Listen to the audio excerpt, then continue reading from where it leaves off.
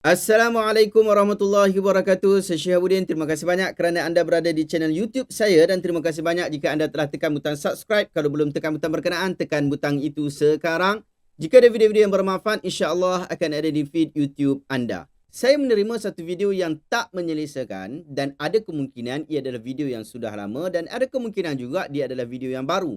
Tapi sebab ada permintaan yang agak banyak pada beberapa hari ini, video yang sama, kita buat video reaction insya-Allah. Sebelum tu kita tengok dulu video berkenaan. Jangan duduk dalam roh semangatnya lagi dan semangatnya. Jangan diganggu dia dan isteri serta anak-anak keturunannya. Jangan kau ganggu aku, isteri dan anak-anak keturunannya. Masuk dalam kain putih. Masuk. Allah.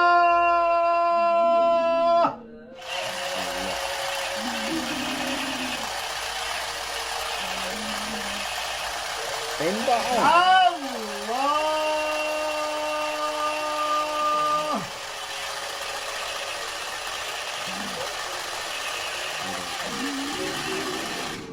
Pakai pistol dong. Allah. Masuk. Awak paksa macam tu darah lagi. Masuk dalam kain putih itu. Masuk.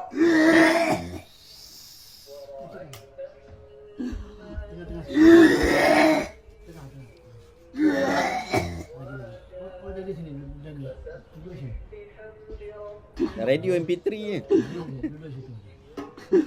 Allah. Tembak. Aduh, habis bateri. Oh, yang ni pakai bateri ke? Pakai bateri ke? Allah. Oh, tu mesti ada lampu. Aduh. Mana pergi dia ni? Masa lama ni video ni. Allah. Apa ayat ruqyah dia baca ni? Allah Allah dia tadi. Allahumma salli ala Muhammad. Lawat. Allahumma salli ala. Allahumma salli ala Sayyidina Muhammad. Tambah Sayyidina pula. اللهم صل على سيدنا ونبينا وحبيبنا وشفيعنا سيدنا وأنت مولانا محمد. Lawat lagi. الله.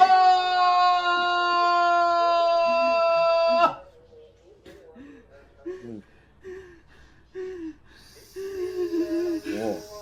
Jurus apa ni? Jurus makrifat ni. Masuk dalam kain putih itu, masuk. Masuk. Allah. Wah, tromen lah. Aduh. Hai. Mana ayat-ayat ni? Ayat ruqyah mai tak mana ni?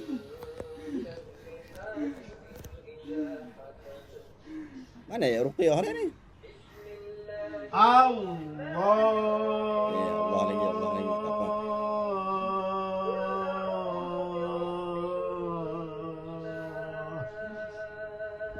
Dia panjang pendek Allah saja. Ada Allah pendek, Allah panjang. Habis dah ke? Habis dah.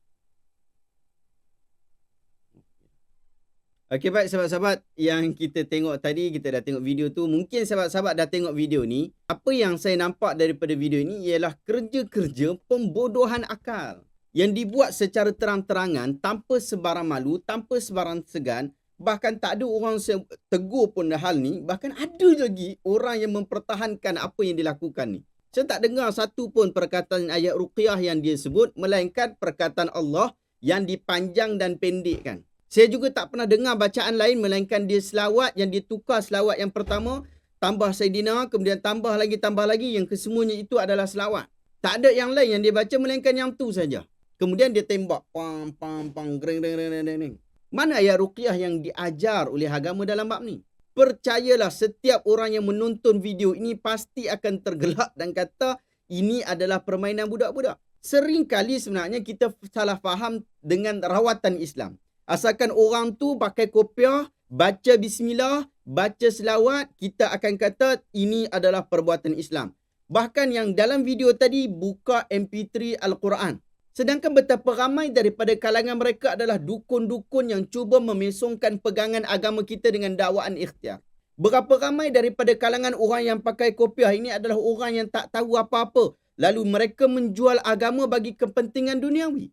Bahkan betapa ramai dalam kalangan mereka ini jahil. Tidak tahu baca Al-Quran. Tidak cakna dengan hadis. Tetapi berkata inilah perubatan Islam, inilah apa yang diajarkan oleh Allah, inilah yang diajar oleh Rasulullah SAW. Ini belum kita sebut tentang perubatan gaya Nabi dan perubatan yang Islamik. Bahkan video yang kita tengok tadi, Islamic medicine pun tak ada, prophetic medicine pun tak ada, tiba tip Nabawi tak ada, tip Islami pun tak ada. Bahkan ia tidak mengikuti disiplin daripada kedua-dua etika berkenaan. Perubatan yang Islami atau tib Islami yang sering disebut sebagai perubatan Islam adalah semua jenis pengetahuan perubatan dan praktikalnya yang bermula sejak awal perkembangan Islam sehingga kepada hari ini. Ia begitu saintifik, ia begitu masuk akal. Ia juga mengikuti perkembangan teknologi perubatan moden, sama ada dibuat atau dilaksanakan oleh orang Islam ataupun bukan orang Islam, tetapi dengan syarat ia bertepatan dengan etika-etika yang telah ditetapkan oleh agama Islam. Oleh itu perubatan Islam atau lebih kepada perubatan yang Islami sering dirujuk kepada tokoh-tokoh perubatan Muslim seperti Al-Jahiz, At-Tusi, Ibn Sina, Ar-Razi yang terkenal dengan pelbagai cabang ilmu perubatan. Ibn Nafis Al-Asma'i yang terkenal di dalam ilmu anatomi dan sebagainya. Ini semua pakar-pakar. Bahkan di Malaysia, tokoh-tokoh perubatan seperti Dr. Nur Hisham juga termasuk dalam tokoh perubatan Islam moden. Orang Melayu menggunakan perubatan berasaskan gamat, tongkat ali, herba-herba Melayu. Ia juga termasuk dalam perubatan Islam dalam takrifan ini, jika ia tidak bercanggah dengan agama. Malah jika diyakini boleh menyembuhkan seseorang yang sakit, maka ia disuruh oleh Islam tanpa mengira asal-usul perubatan berkenaan. Malangnya kita hanya bermodalkan kopiah, bermodalkan pistol mainan yang dibeli harga RM5 ada, RM10 ada, RM15 ada, RM50 ada, RM150 pun ada. Kemudian baca bismillah, baca Allah panjang sikit, Allah pendek sikit, masuklah, keluarlah. Lalu dengan perbuatan-perbuatan itu sudah boleh dianggap sebagai perubatan Islam. Mana disiplin ilmu yang kita belajar? Sudah hilangkah akal waras kita di dalam memahami perkara asas dalam agama? Dalam hadis Nabi SAW, Nabi sebut, tadawau ibadallah, fa inna Allah lam yada' da'an illa wada'a ma'ahu shifaan illa al-haram. Berubatlah wahai hamba-hamba Allah, sesungguhnya Allah tidak meletakkan penyakit, melainkan meletakkan untuknya ubat kecuali satu jenis penyakit saja, iaitu tua. Hadis ini sahih riwayat Imam Ahmad, Abu Daud, At-Tirmizi dan Ibn Majah. Tetapi bukanlah permainan budak-budak lalu dijadikan jalan untuk kita ikhtiar. Rasulullah SAW merupakan seorang utusan Allah yang telah menetapkan maksud perubatan Islam dengan cukup tepat. Apabila ada di kalangan para sahabat baginda yang jatuh sakit, Rasulullah menyuruh untuk bertemu dengan Al-Haris bin Qaladah. Kenal tak kita? Al-Haris bin Qaladah ni siapa? Seorang doktor pakar pada ketika itu. Rasulullah sangat rasional. Tetapi jika kita masih lagi percaya perubatan-perubatan seperti ini, maka kita sangat jauh daripada kecerdikan. Yang hampir dengan kita adalah kebodohan demi kebodohan. Cuba kita lihat bagaimana para ulama kita menguruskan hal-hal perubatan dan sains. Di seluruh dunia, umat Islam buat kajian, ulama kita buat kajian dan semakkan berkaitan tentang isu-isu perubatan. Mereka tak kata inilah yang Islamik, melainkan mereka mencari bukti daripada etika-etika yang tertegak atas Al-Quran dan Sunnah. Kita tengok buku Fatwa Jordan, fatwa-fatwa ulama Jordan berkaitan tentang sains dan perubatan. Kita tengok Himpunan Fatwa Palestin berkaitan dengan sains dan perubatan. Kita tengok Himpunan Fatwa India yang berkaitan tentang sains dan perubatan.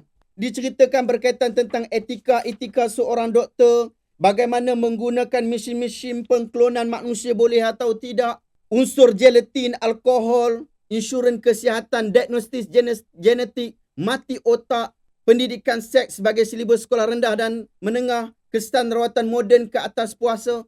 Itu dibincangkan, bukanlah mencari satu jalan yang membodohkan akal. Kita tengok bagaimana perubatan-perubatan yang digunakan. Kemudian kita tengok apakah etika-etika yang telah ditetapkan oleh agama. Lalu kita gunakan etika-etika berkenaan. Orang yang dalam video tadi ada kemungkinan dia mempunyai masalah mental yang berat. Apabila ia tidak dihantar kepada orang yang patut, tidak dihantar kepada psikiatris dalam bab itu, dibimbangi, penyakitnya lebih berlarutan dan mungkin akan sampai seumur hidup. Mungkin pada peringkat awal dia boleh diubati tapi di hujung tidak dapat lagi diubati. Kita berhati-hati dengan hal berkenaan. Ini buku Islam. Ini buku Islam kesihatan mental dan neuropsikiatri yang ditulis oleh orang Islam, disunting oleh orang Islam, diterbitkan oleh Jabatan Islam, oleh IKIM. Cerita bagaimana keadaan masalah kesihatan mental manusia, pendekatan perubatan kontemporari, kaedah sarjana Muslim dan rawatan masalah mental, jiwa dan minda, dilema dan cabaran utama kesihatan mental. Yang tulis ni siapa? Yang tulis ni orang-orang Islam saja. Pakar-pakar kita. Dr. Ahmad Nabil bin Muhammad Rosli, pensyarah Jabatan Psikiatri. Yang duduk kat Jabatan Psikiatri itu bukan orang kafir. Orang Islam kita. Profesor Maria Dr. Asrini binti Abdul Razak, Ketua Jabatan Psikiatri Pusat Pengajian Sains Perubatan, Universiti Sains Malaysia. Jadi kita perlu dapatkan rawatan yang sepatutnya.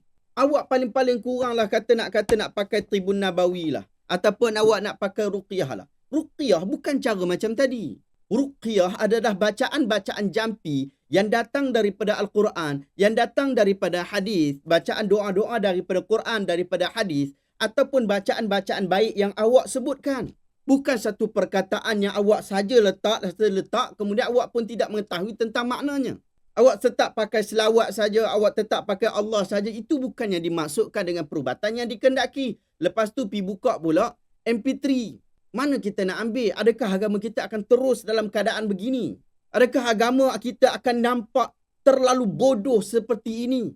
Berterusan seperti ini sedangkan kita masih hidup? Sepatutnya kita berusaha untuk memandaikan umat dengan ilmu. Bukan dengan satu kepercayaan yang karut-marut yang kita bina. Lalu ada pula agamawan-agamawan kita yang bersetuju dengan perbuatan-perbuatan seperti ini. Dapatkanlah rawatan sebaiknya. Jangan duk pergi bawa benda-benda macam ni masuk dalam masyarakat Muslim kita. Nanti orang nampak bodoh sangat. Agama kita bukan menuju ke arah kebodohan begitu. Nanti jadi fitnah kepada agama kita. Siapa yang akan bertanggungjawab dalam bab ini? Moga-moga Allah Ta'ala lindungi kita daripada perkara-perkara seumpama dengan ini. Wallahu ta'ala alam. Adakah anda dapat sesuatu daripada video hari ini? Jika anda rasa video kali ini bermanfaat, tekan butang share. Semoga orang lain juga mendapat manfaat yang sama. Terima kasih banyak. Assalamualaikum warahmatullahi wabarakatuh.